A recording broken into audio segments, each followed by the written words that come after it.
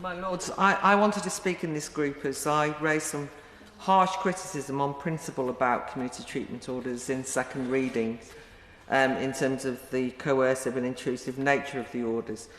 But since then, perhaps similarly to the Noble Lord Scriven, I've had pause to think again, not least having spoken to a number of working psychiatrists and also having took on board the comments made by the Noble Baroness Parminter in second reading, which really made an impact on me. It's quite unusual to change one's mind in this place.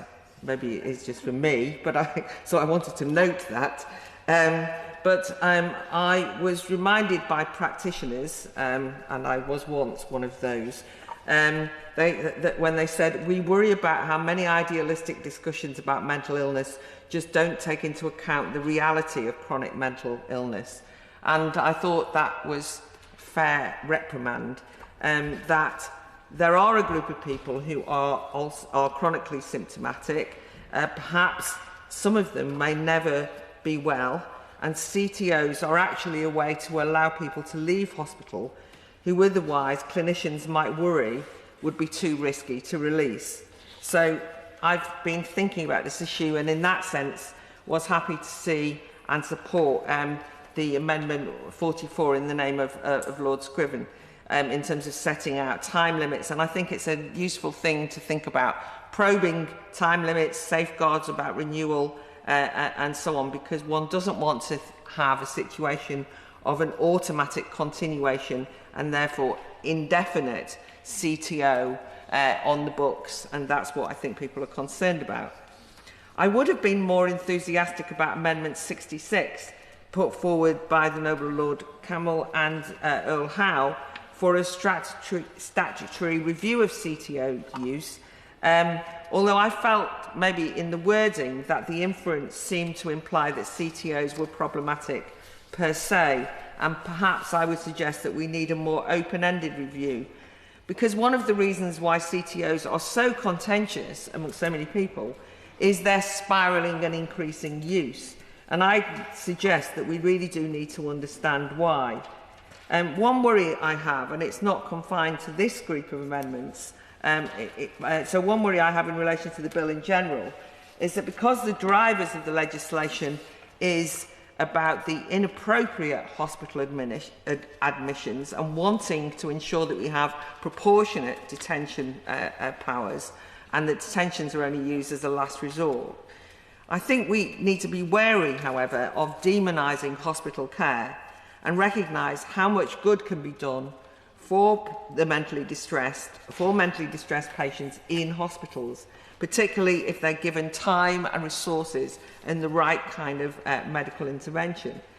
But of course, as with all hospital matters, that isn't necessarily what's happening, and many psychiatric wards are under pressure to get people out into the community as soon as possible, and that is not in the sense of them being well, but in the sense of freeing up hospital beds. And one might wonder whether CTOs are a mechanism for effectively turfing patients out before they're ready or well enough.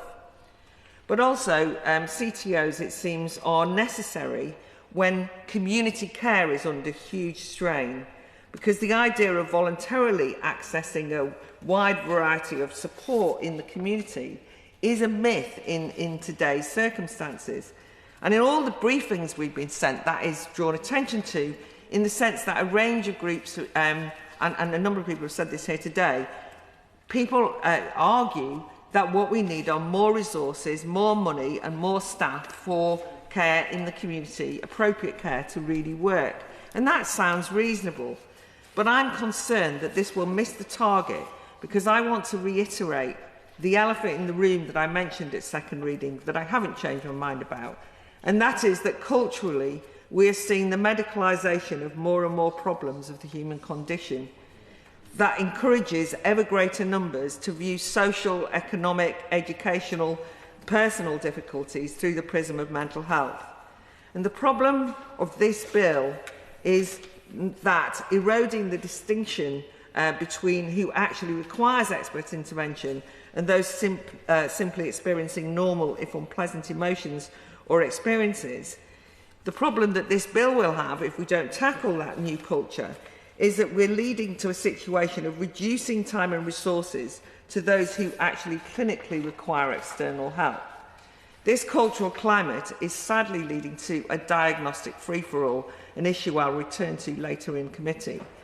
This, in turn, is stretching community resources so thinly that it means that CTOs, in some instances, become the only guarantee that those who have been ill enough to get hospitalised can access proper community help. We can't just suggest proposing throwing resources at the problem. We need to know that those resources will be accessed by those who need them, not just those who've acquired a mental health label. And more people are saying this. You will have noticed Tony Blair said something on the issue, and it's actually been commented on recently in terms of the number of people on sickness benefits, the impact on productivity, and the mental health crisis. And in an article in the British Medical Journal, they made the case against this therapeutic imperative very well, and I just think it's important we bear it in mind, or I think this bill will not succeed in doing what it needs to do. So the article said, there is a downside in viewing emotional distress in terms of mental disorder. It expands the potential demand for services such as counselling and mental health services at a time when demand seems already to exceed supply. We may be raising expectations that cannot be met. In addition, the belief that one is to some sense mentally disordered might lead to an assumption that some form of expert help is required, and hence undermine the roles of active coping and non-professional support. So I hope that as we move forward we can also tackle that problem, which is, if you want, an overinflated sense of the mental health crisis at the danger of neglecting the real mental health crisis.